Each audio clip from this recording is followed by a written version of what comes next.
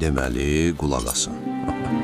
Günlərin bir günü bizim molla yolla gedəndə birdən-birə yerdə parıldayan bir şey görür. Ayda, o vaxtlarda bilirsiniz də güzgü filan tapılan şey deyil. Molla yazıq ömründə güzgü görməyib axı.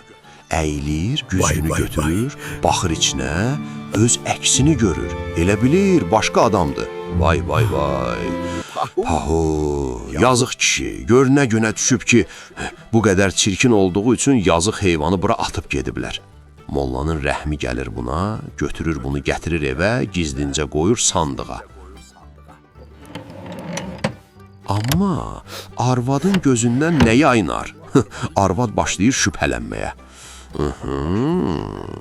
Görəsən bu kişi sandıqda nə gizlədir, hə? Məndən xəlvət nə işlər çevirir bu? Məndən xəlvət nə işlər çevirir bu?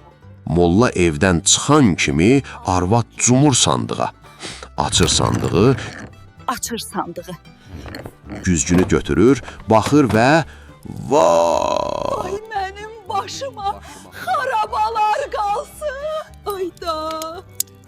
Deməli molla mənim üstümə bu qoca, bu çirkin qadını gətirib, mənim cavanlığım harda qaldı?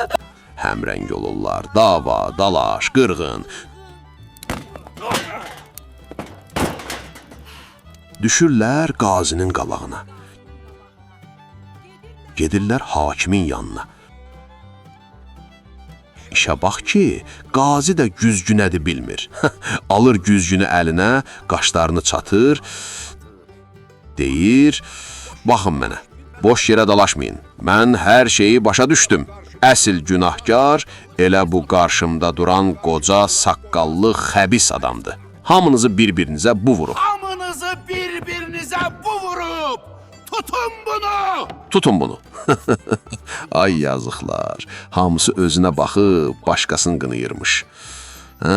Belə işlər. Ay.